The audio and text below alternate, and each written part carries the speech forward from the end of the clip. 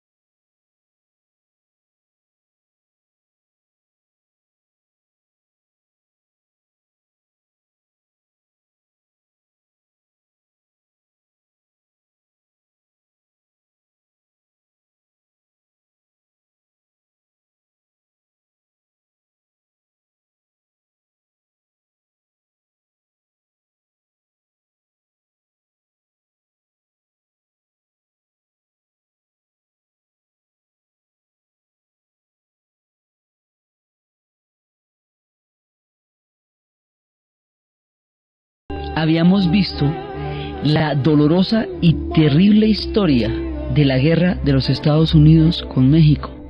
Habíamos visto cómo México estaba en la mitad de todas estas guerras civiles que habíamos contado para definir su proyecto de país, para definir si el país iba a ser federalista o centralista, monárquico, republicano, liberal o conservador, y que cada una de estas definiciones había supuesto una guerra civil. Y habíamos visto que mientras están en estas guerras civiles, mientras están en todas estas fracciones tratando de crear, de generar un concepto histórico de país, y que ese proceso lo va a vivir todo el mundo, ese proceso lo vivió toda la América Latina, lo habíamos visto desde Argentina en adelante, pasando por nosotros, todo el mundo, y ese proceso también lo va a vivir los Estados Unidos después con su guerra de secesión, que es otra parte de lo mismo, los proyectos de cómo las naciones se enfrentan para poner de acuerdo en cómo convertirse en países y en qué tipo de países se van a convertir. Entonces estábamos viendo que mientras México estaba en esta crisis interna, las fronteras norteñas, las fronteras extremas, las que quedaban hasta Colorado, fueron, digamos, perdiendo importancia porque todo este conflicto estaba en México del centro, en la ciudad, en DF, y lo mismo las del sur, las que tienen que ver con Guatemala, y que esas fronteras que estaban un poco lejanas, remotas, distantes, esas fronteras estaban pobladas por los pueblos de la pradera, y que los pueblos de la pradera van a sufrir la embatida de un destino histórico manifiesto que va a ser imparable. Ese destino histórico manifiesto es la expansión de los Estados Unidos como proyecto de nación, de Estado y de pueblo. Entonces, ese proyecto primero va por las 13 colonias, luego va bajando, le compra la Florida a los españoles, le compra la Luisiana a los franceses, y empieza a buscar el control de todas las zonas de lo que es el oeste, de lo que van a ser las rocallosas, todo ese control. Y primero habíamos visto cómo en Texas se va generando una cantidad de migración, poco a poco se va dando una migración, un asentamiento de una cultura completamente diferente, una cultura sajona, protestante, que a la postre va a buscar independizarse del proyecto mexicano, anexarse a los Estados Unidos, y esa va a ser la primera batalla, que va a ser la de Texas, y cómo Texas se levanta para separarse de México, y cómo esa lucha se va a dar contra las fuerzas del general Santana, que habíamos visto qué tan paradójico era. Habíamos visto cómo Texas efectivamente gana, cómo el episodio del Álamo se vuelve para ellos un mito fundacional, un referente histórico importantísimo, y después de Texas, a los 10 años de la independencia de Texas, y del hecho de que se anexara después a los Estados Unidos, a los 10 años Estados Unidos invade todo México, pero todo México habíamos visto que llegaban hasta la mismísima Ciudad de México. Y luego ya retrocedieron y en una guerra que México no podía pelear en ese momento, que estaba completamente, porque lo cogió, digamos, fuera de base, en la invasión y en todo el avance del ejército, tratando de buscar la conexión del Pacífico con el Atlántico. Cuando la fiebre de oro en California, ya inmediatamente todo este territorio, el territorio de los pueblos de la pradera, queda condenado. Ellos marcharán en una lucha impresionante por su supervivencia hasta la extinción y el cautiverio, y avanzarán este proyecto de expansión hasta quitarle a México Arizona, California, Nuevo México, Utah, Wyoming, Oklahoma. Habíamos visto que le quitaron el 67.7% del territorio, todo en el Tratado de la Alta California, en el Convenio Guadalupe Hidalgo, en el cual le arrancaron a México más de la mitad de la nación. México es enorme hoy por hoy, pero era gigantesco, y le quitaron mucho más de la mitad, y esto lo deja con una herida terrible. Y habíamos visto cómo esta herida va a constituir, digamos, una profunda huella en el pueblo mexicano, que vamos a ver cómo se va a manifestar más adelante. Y además que estos territorios, al pasar a los Estados Unidos, van a quedar incorporados a la mitología del oeste, de las famosas películas del oeste, que serán un género y se van a llenar de vaqueros, y como en la frontera va a haber una cantidad de cantinas, y por esas cantinas va a pasar Clint Eastwood, Marlon Brando, Lee Van Cleef, Burt Lancaster. Bueno, eso, todo el mundo va a pasar por ahí. John Wayne, evidentemente, lo habíamos visto en el programa pasado, cómo protagonizaba El Álamo en su primera versión, y habíamos hablado de Burt Lancaster en Apache, cuando por primera vez se trata de ver el punto de vista de los indios. Entonces habíamos visto cómo toda una mitología va a salir a partir del resultado de esta guerra. Esa mitología va a crear el imaginario de la nación norte, de la nación estadounidense, y la herida en la nación mexicana son los turbulentas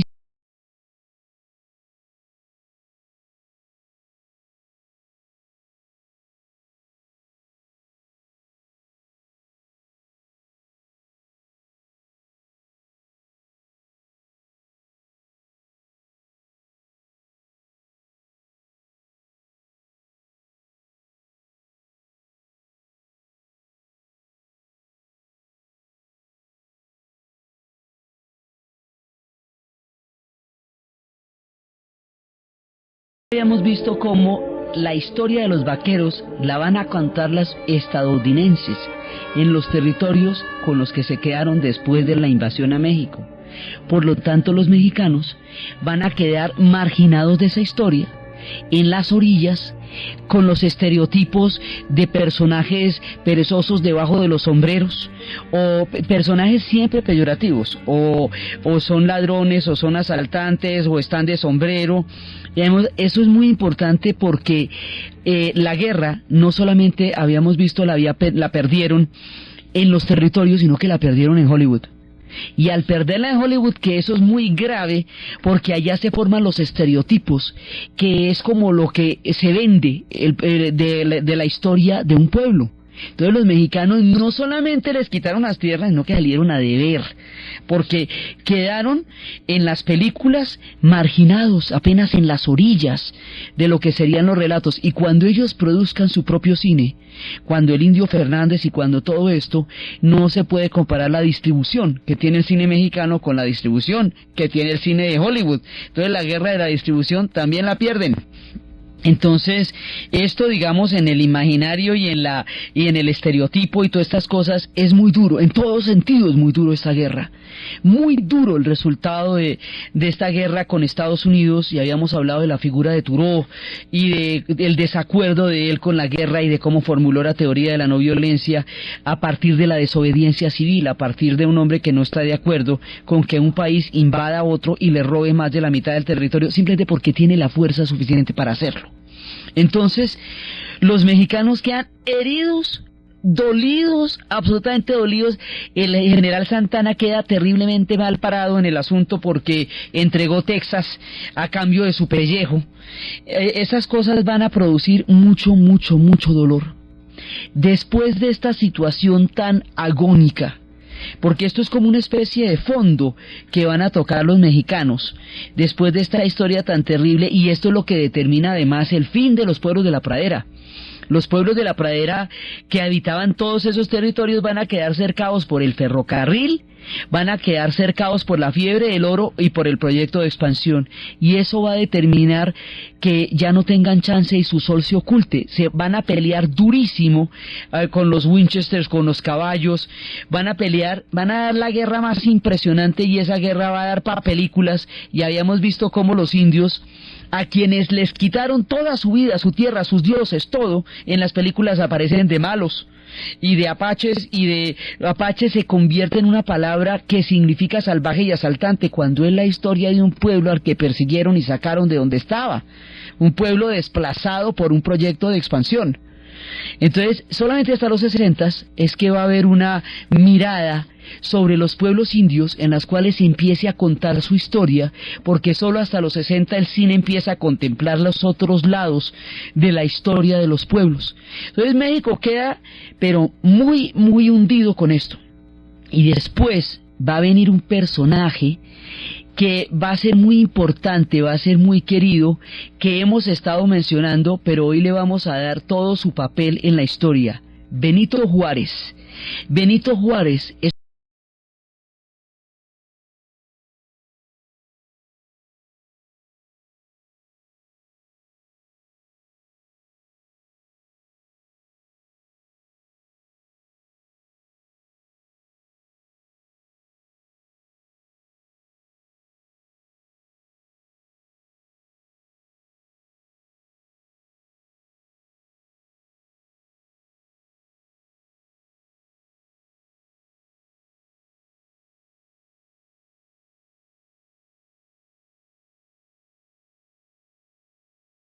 muy importante dentro de la formación de los héroes mexicanos. A medida que vamos contando la historia, van apareciendo sus héroes, todos aquellos que van a adorar y a venerar. Ya vimos a Hidalgo y ya vimos a Morelos, que van a ser tan importantes para ellos y nombres de sus estados. Ahora nos aparece otro de sus grandes héroes, que es Benito Juárez. Este indio zapoteca va a entrar primero va a estudiar en el seminario externo, no como sacerdote sino como alumno, y luego después va a ir a Oaxaca, a la ciudad, y va a empezar a estudiar leyes, y va a llegar al Senado, va a llegar a la política. Además va a entrar en una época en que eso era casi imposible, en que el nivel de movilidad social y la integración estaba muy lejos todavía de darse. No es que se haya completado, pero en esa época estaba cruda. El hombre va a llegar hasta la misma presidencia, y él va a ser el que va a modernizar, digamos, México en el sentido legal. Él es el hombre de las leyes, él es el que va a crear como el concepto de jurídico legal de México. Entonces él va a hacer leyes de una importancia fundamental, como el objetivo era la consecución de la reforma agraria. Todavía pasará mucho tiempo antes de que eso sea posible, pero el hombre ya empieza, digamos, a buscarle la dirección a la reforma agraria. Subordinará el ejército y la iglesia a la autoridad civil, que hasta ahora eran los que la autoridad era el ejército y la iglesia. Ahora va a crear, digamos, Benito Juárez es la sociedad civil, por decirlo de alguna manera. Entonces le va a subordinar a la autoridad civil, y va a culminar una constitución liberal moderada de 1857. Por esto se van a llamar hasta las calles. Las leyes son las leyes de la Reforma, y las avenidas principales de Ciudad de México, de DF, una se llama Reforma y otra se llama Constitución. Y la estatua de Benito Juárez está en la Plaza Garibaldi. Mejor dicho, los homenajes a este hombre están por toda la nación. Entonces, él va a promulgar las leyes de la Reforma que nacionaliza los bienes del clero. Él es el que va a crear el Estado laico, el proyecto del Estado laico en México, en el pueblo más fervoroso. Él va a nacionalizar los bienes, va a suprimir las órdenes monásticas, va a crear el registro civil. El registro civil es importantísimo, porque antes del registro civil estaba solamente en la fe de bautismo. y la fe de bautizo distinguía entre los hijos naturales y los hijos habidos dentro del matrimonio, y esto de los hijos llamados ilegítimos, que es un exabrupto de la cultura, pues esto va a tener un remedio civil con el registro, que todo el mundo va y se registra y punto, y ya no está, digamos, este estigma de la bastardía que era tan ancestral allá como en tantas otras tierras, empieza a tener una salida legal con el registro civil, que es muy importante. Culmina la separación de la Iglesia y el Estado, crea un triunfo constitucional con la victoria de San Miguel de Calpulalpan, y decide una cosa que es importantísima, decide suspender el pago de la deuda con Francia. En ese momento ellos han adquirido, en toda la cantidad de guerras, han adquirido una cantidad de deudas con las potencias europeas. Una de esas deudas la van a adquirir con Francia. Entonces ya está México quebrado en toda la cantidad de cosas que le ha pasado. Estados Unidos le pasó por encima como una planadora, las guerras civiles. Entonces no aguanta el cuero, o sea, esto es moratoria de la deuda. No se puede, no hay sujeto, no hay cómo, no le vamos a pagar la deuda a Francia. Esto más adelante será la moratoria de la deuda de los 80. Fíjese que esto ya había pasado en tiempos de Benito Juárez.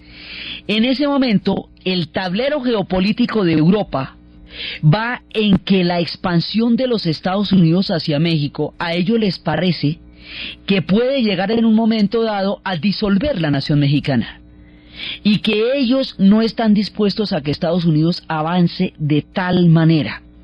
Ahora, hay una cosa que es muy importante: México resistió, y eso lo habíamos dicho, la invasión de los Estados Unidos sin desintegrarse a pesar de todas las guerras civiles, por la fortaleza que tiene. México no se va a balcanizar, era de que se hubiera roto en pedazos con los problemas internos que tenía y los problemas externos, pero hemos dicho que esta gente ya tiene una fortaleza ganada a pulso a lo largo de la historia, que se le va a medir ahorita. Estos dos episodios, el episodio con Estados Unidos y el episodio con Francia, son una medida de aceite durísima para el pueblo mexicano, y ellos logran pasar esta prueba porque ya tienen una nación cohesionada por dentro, a pesar de que políticamente sean tan diversos.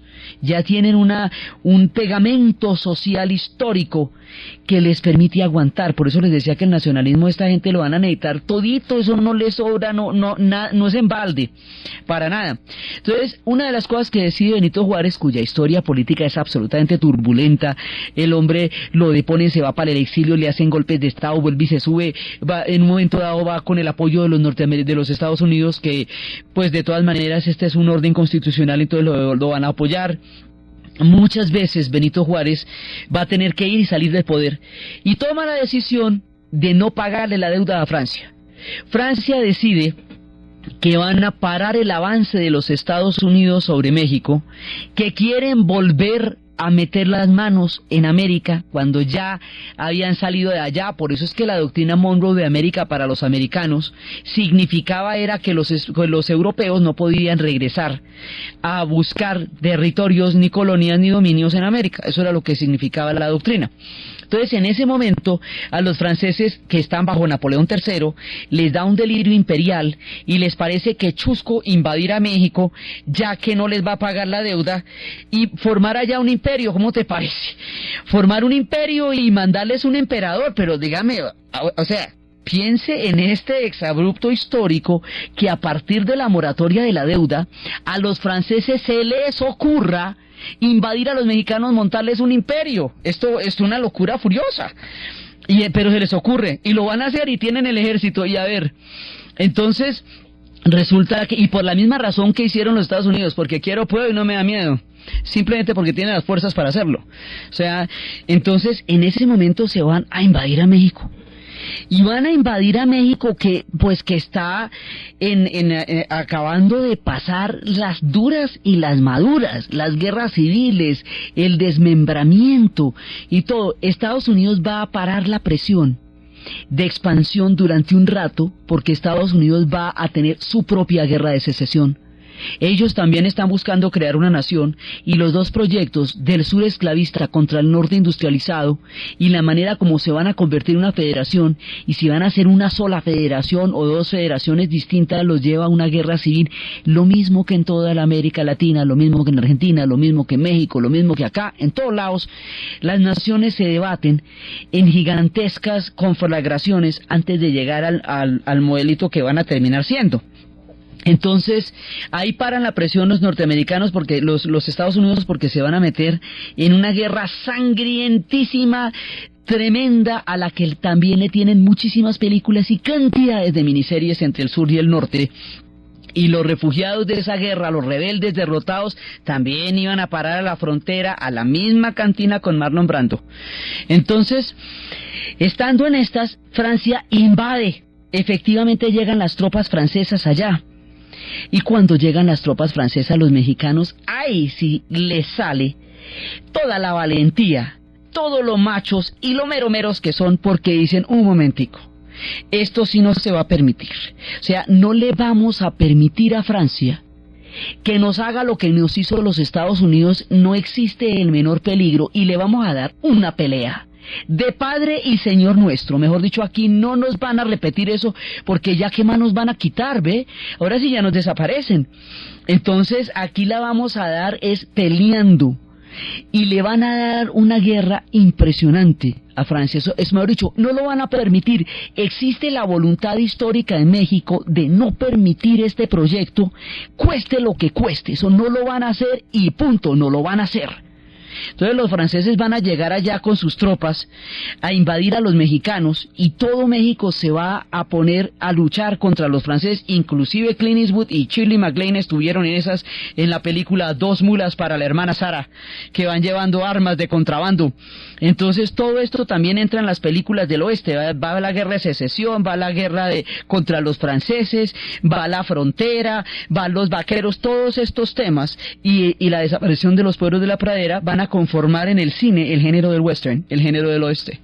Entonces resulta que en este mundo tan caótico, en una situación tan compleja, en una decisión histórica tan profunda y tan del alma como la mexicana de no permitir que los franceses los invadan, a los franceses se les ocurre, a Napoleón III se le ocurre poner en el trono de México, o sea, crear un trono. Ya habíamos hecho la guerra, que si por el imperio o por la república, ¿se acuerda? Esa era la guerra de la época de Iturbide, y entonces, bueno, ya ese problemita ya lo habíamos resuelto, ese temita ya lo habíamos tratado, ya se le había hecho su guerra civil a eso, como para que ahorita nos vayan a montar un imperio, tampoco no.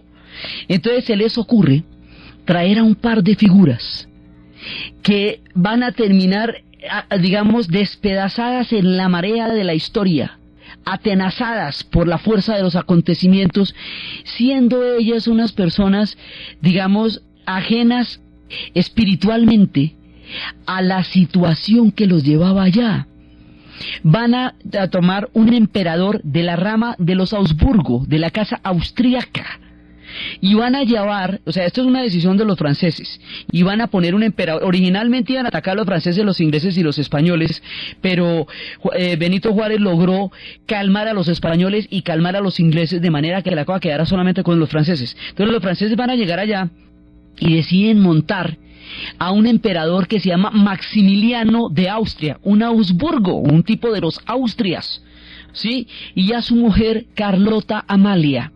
Y lo más terrible, lo más trágico, es que estos dos personajes, Maximiliano y Carlota, son personas progresistas, son gente que quiere hacer bien al pueblo, que hubiera querido gobernar con justicia, venían con unas ideas avanzadísimas acerca de la integración social, acerca de las reformas que estaba implementando Benito Juárez. Por hecho, si usted se pone a charlar con ellos, no estaban tan despistados en términos de lo que era el progreso social y político de un pueblo. Eran una gente muy progresista, pero llegaron en unas circunstancias tan adversas que llegan representando la invasión de Francia, y así no es bonito nadie, así sea el más divino. Entonces, pues ni modo, no es nada personal, mira, no es, el problema no es contigo, Maximiliano, pero no te lo vamos a permitir, o sea, es que no nos vamos a aguantar un imperio porque no existe la figura. Entonces Benito Juárez toma la decisión de fusilar a Maximiliano. A él lo van a mandar fusilar en México, en el Alto de las Campanas, porque quedó atenazado en la guerra contra Francia y era el símbolo de la imposición de un imperio, así fuera un hombre increíblemente progresista, así fuera un hombre de ideas amplias, con una voluntad de servicio. Él no tenía ninguno de los dos tenía una voluntad de saqueo, ni tenía una voluntad imperial, sino más bien una voluntad de llegar a un entendimiento con el pueblo mexicano, pero la figura estaba viciada de origen, porque el haber llegado de esa manera hacía que no le cayeran bien a nadie. Pues cómo, si le van a montar un imperio, así sea con los más divinos, eso no iba a servir. Entonces Benito Juárez, eso también le va a dar mucha popularidad. Benito Juárez manda fusilar a Maximiliano. ¿Por qué le va a dar popularidad? Porque a diferencia de Santana, que entregó Texas para salvar el pellejo, Benito Juárez se va a dar la pela y la guerra la va a dar toda. Y si toca fusilarle al emperador, pues se le fusila. Porque aquí lo que vamos a hacer es una nación mexicana. Y si esto va en contra del proyecto de la nación mexicana, sale porque no lo vamos a permitir. Y eso, digamos, es parte de toda la aureola, ¿no? Entonces, una vez que Maximiliano vaya a ser fusilado en el Alto de las Campanas, su mujer, Carlota Amalia, se va a enloquecer. Ella, digamos, entre lo que está pensando, imagínese o sea, usted sitúese en Viena, póngase a pensar en la corte de los Austrias, que ya para ese momento llevaba unos 300 años de predominio en Europa, y métame ese asunto de la corte de Viena a la Ciudad de México, al México mestizo, al México del mole, al México del mezcal. Esto, mejor dicho, a ella le pegan una cruzada a los cables, la cosa más increíble entre la historia y entre la realidad y la ficción y la tragedia y todo lo que le fue pasando a ella. Y en ese momento ella va a perder la razón. Entonces el escritor y novelista mexicano, después vamos a empezar a aparecer con los novelistas mexicanos, que esos son unos duros. El escritor Fernando del Paso va a escribir una novela a propósito de este capítulo tan paradójico y tan trágico, que se conoce como Noticias del Imperio.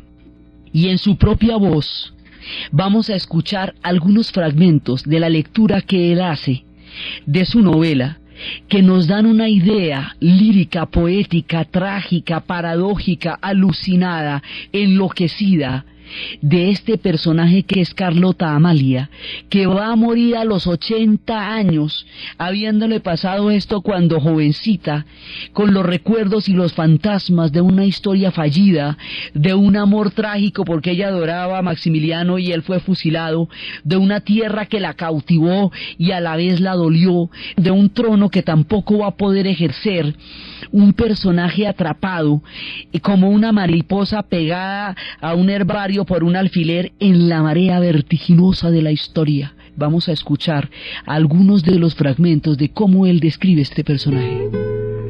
Yo soy María Carlota de Bélgica, emperatriz de México y de América. Yo soy María Carlota Amelia, prima de la reina de Inglaterra, gran maestre de la Cruz de San Carlos y virreina de las provincias del Lombardo-Véneto, acogidas por la piedad y la clemencia austriacas, bajo las alas del águila bicéfala de la Casa de Habsburgo. Yo soy María Carlota Amelia Victoria, hija de Leopoldo, príncipe de Sajonia-Coburgo y rey de Bélgica, a quien llamaban el Néstor de los gobernantes, y que me sentaba en sus piernas, acariciaba mis cabellos castaños y me decía que yo era la pequeña Sílfide del palacio de la Eken. Yo soy María Carlota Amelia Victoria Clementina, hija de Luisa María de Orleans. Este personaje, que tiene todas estas alcurnias, que nos recuerda a Fernanda del Carpio, contando en 100 años de soledad que ella le había escrito el conde de Marlborough diciendo que sus manos solamente estaban hechas para tocar el clavicémbalo. Este personaje de estas alcurnias, de estas historias, de la cantidad de casas de Europa que se ven emparentadas a través de ella, porque todas las dinastías europeas se vieron emparentadas para evitar las guerras, cosa que no se consiguió tampoco. Ella va a llegar a la tierra del chipotle, ella va a llegar a la tierra del maíz, ella va a llegar a la tierra de las tortillas, y allá su corazón se volverá completamente embargado por el alma mexicana, entre el delirio del dolor y todo lo que México va a influir en ella. Esta novela nos describe a través de este personaje toda la paradoja de la historia. Yo soy mamá Carlota. Ellos, los mexicanos, decidieron que a la tía de Europa, tía de Alberto el rey de Bélgica, tía de Federico III de Prusia y de su mujer Victoria, de Luis IV el gran duque de Hesse y de su mujer Alicia y tía abuela de Guillermo II de Alemania y de Constantino I de Grecia y de Haakon VII de Noruega, ellos, los mexicanos, decidieron que a la tía abuela de Jorge V de Inglaterra y de Nicolás II el zar de todas Rusias y de Alfonso XIII de España la iban a llamar mamá Carlota. Ellos, los mexicanos, me hicieron su madre y yo los hice mis hijos. Yo soy mamá Carlota, madre de todos los indios y todos los mestizos, madre de todos los blancos y los cambujos, los negros y los altapatraces. Yo soy mamá Carlota, madre de Cuauhtémoc y la Malinche, de Miguel Hidalgo y de Benito Juárez, de Sor Juana y de Emiliano Zapata. Porque soy tan mexicana, ya te lo dije, Maximiliano, como todos ellos. Yo no soy francesa, ni belga, ni italiana. Soy mexicana porque me cambiaron la sangre en México, porque allí la tiñeron con palo de Campeche, porque en México la perfumaron con vainilla. Y soy la madre de todos ellos porque yo, Maximiliano, soy su historia y estoy loca.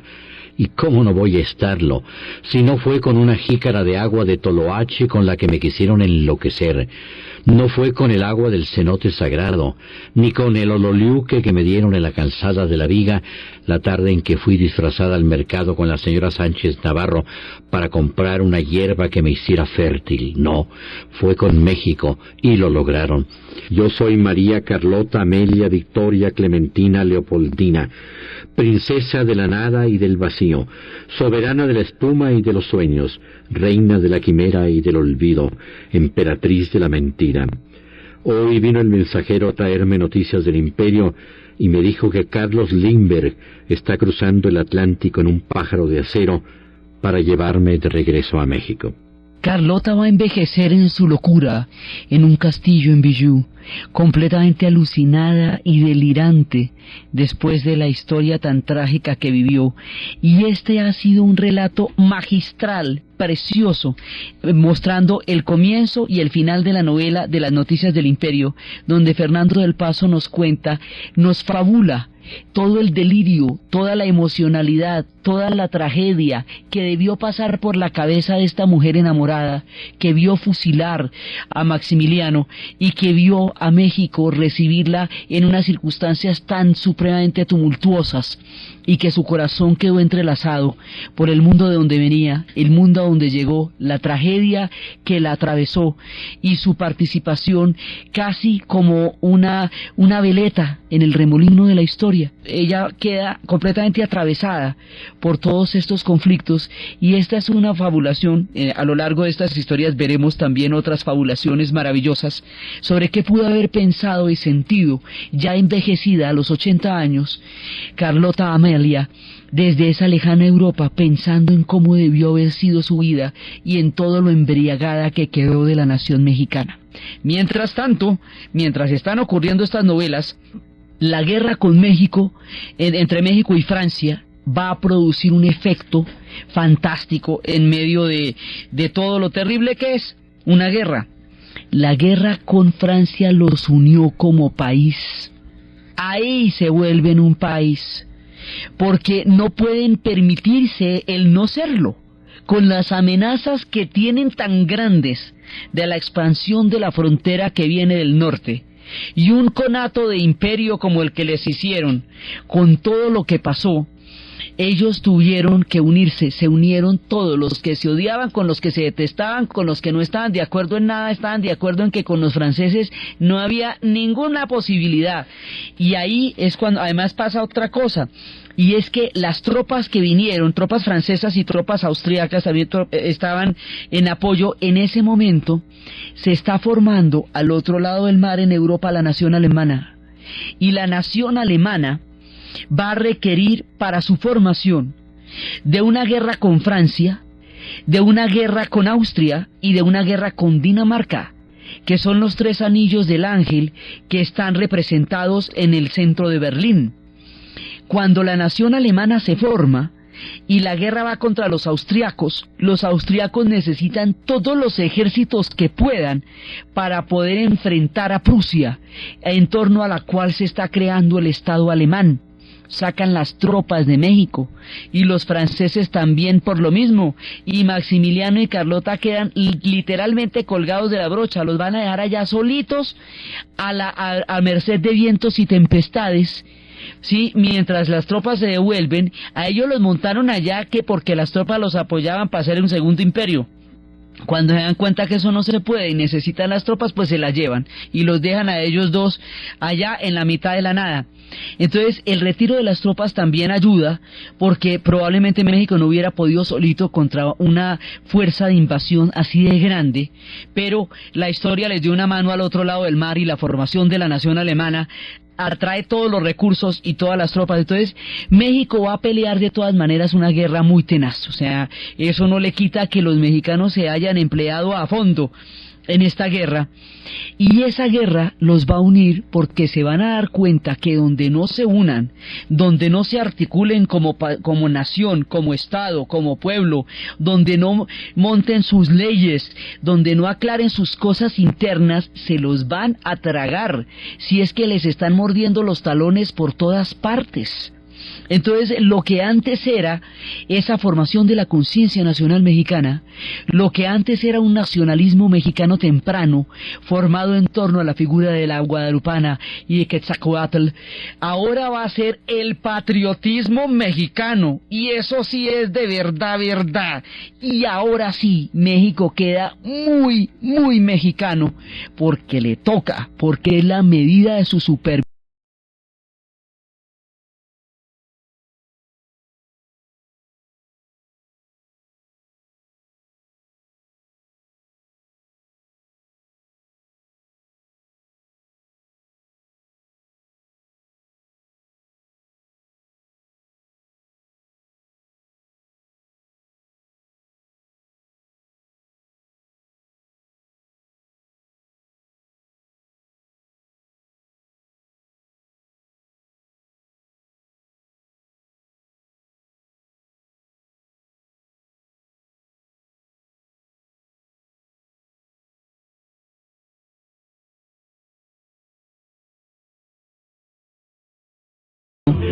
Tiene hoy día el nacionalismo que tiene, porque ese nacionalismo, que aparentemente es demasiado recalcitrante, no es sino una medida mínima de supervivencia de un pueblo que jamás está a salvo. Porque como hablábamos la vez pasada, estas historias no es que sean del pasado, así que uno diga, mira qué remoto, no.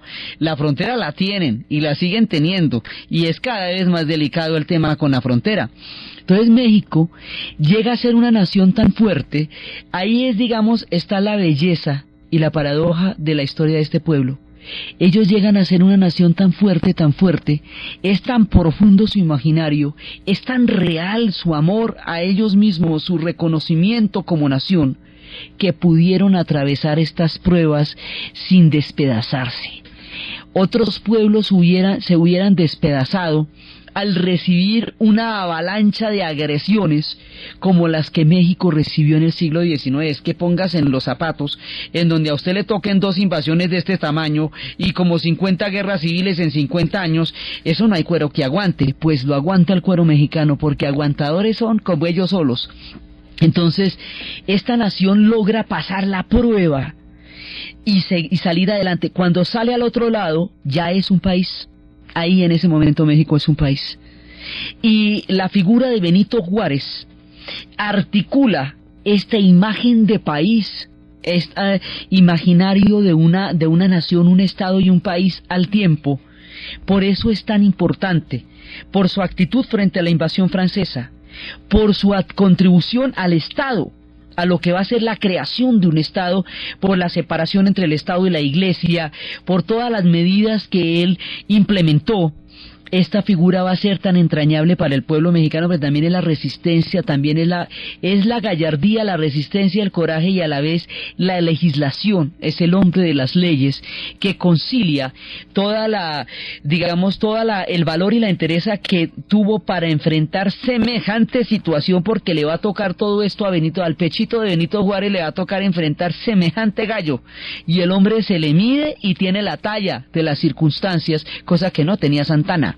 Entonces, por eso es que ellos a Juárez sí le tienen el reconocimiento histórico. Entonces ahí ya vamos con 3 héroes: Hidalgo, Morelos, Juárez, Guerrero también, pero Hidalgo, Morelos y Juárez fundamentalmente. Entonces, en este momento, Juárez empieza a tener muchos problemas en el poder, muchos. Ese es un trono caliente en ese momento, es una silla hirviendo la que le toca a Benito Juárez, porque tiene cualquier cantidad de golpes de Estado unas y otras veces, y al final, entonces él trata de tener más poderes presidenciales, digamos, descentralizar los poderes presidenciales, porque se siente amenazado por la cantidad de avatares que tuvo durante sus años de gobierno, y se hace reelegir, y al hacerse reelegir entonces algunos de sus partidarios empiezan a considerar que él se está queriendo volver un presidente eterno, que está queriendo que lo reelijan, y empiezan a mover movimientos anti-reeleccionistas. Y esto, digamos, y ahí empieza a generarse un vacío alrededor de una figura que ya se está consumiendo en el tiempo, que es la figura de Benito Juárez, y al lado de él, antiguos colaboradores suyos empiezan a montar partidos, como Sebastián Lerdo de Tejada, que va a ser un principal colaborador de Juárez en política interior, y que no acepta presentarse a las elecciones y funda un partido lerdista. Y otro personaje que también va a ser parte de los antiguos colaboradores, de los admiradores de Juárez, y va a ser un capítulo absolutamente fundamental en la historia de México. Se llama Porfirio Díaz. Porfirio Díaz peleó la guerra contra los Estados Unidos, peleó la guerra contra Francia, peleó las guerras civiles, todas las peleó. Él era un general, él venía del estrato del ejército, y él creía en Benito Juárez. Y mire la paradoja, la historia de México va a estar todo el tiempo llena de paradojas. Porfirio Díaz se va a levantar contra Benito Juárez porque considera que Benito Juárez entró en el vicio de la reelección. Porfirio Díaz se va a oponer a la reelección con todas sus fuerzas, va a considerar que eso perjudica muchísimo la política mexicana. Cuando Porfirio Díaz acceda al poder, se va a hacer reelegir 6 veces, va a gobernar 42 años, el antirreeleccionista de Porfirio Díaz va a gobernar 42 años a México, haciéndose reelegir una y otra vez. En esto que hemos visto, que los personajes se terminan convirtiendo en aquello que combatieron con tanta frecuencia en la política. Esto es una cosa que pasa con muchísima frecuencia. Entonces, aquí hay unos juegos de poderes entre el partido que está fundando Lerdo de Tejada y lo que está buscando Porfirio, hasta que finalmente, después de un breve lapso, Benito Juárez va a morir de infarto. O sea, él ya, su vida tuvo como muchas emociones, cualquiera diría que estaba estresado. El hombre va a morir de infarto y va a dejar una huella imborrable en la historia de México. Y después de eso, después de un corto periodo, va a llegar Porfirio Díaz, y Porfirio Díaz va a ser una figura absolutamente preponderante en la historia de México, porque a él es al que le va a tocar otra parte de la modernización. Él también es de Oaxaca. también nació allá como Benito Juárez, pero no es un indio zapoteca, viene de otros estamentos. Este hombre va a ser el que haga los ferrocarriles, y los ferrocarriles van a unir a México, porque ya digamos, ya teniendo un estado ahora necesitamos vías férreas para comunicar un territorio tan gigantesco. Él lo va a crear, él va a industrializar el país, pero también va a abrir el país a los capitales extranjeros, va a expropiar tierras de los indios para dárselas a los grandes latifundios, va a aumentar la concentración de la tierra, la concentración de la riqueza, va a pauperizar a los ya empobrecidos indios cuya vida era muy difícil. Va a afectar a los sectores medios porque su política es de grandes capitales. Va a ejercer una dictadura férrea, sanguinaria, violenta, feroz. Entonces, por un lado es un modernizador en términos de infraestructura, en términos de manejos financieros, de, digamos, de cómo meter a México dentro de la coyuntura del mundo en el que estaba viviendo, en ese sentido, y es un hombre que él va a tratar de hacer un proceso de modernización desde arriba y a la fuerza, a lo bestia. Entonces, en ese sentido va a ser, digamos, va a crear una especie de progreso que no está acompañado de la integración social, o sea, un progreso por arriba que es completamente ajeno a la vida cotidiana de la gran mayoría del pueblo mexicano. Entonces, el país aparentemente va a tener un gran desarrollo durante la época del Porfiriato, pero ese desarrollo se traduce en una desigualdad cada vez mayor. Ya estaba la cosa bastante mal distribuida, pero va a ser una desigualdad cada vez mayor la que Porfirio traiga, y esa desigualdad va a incubar en su misma injusticia.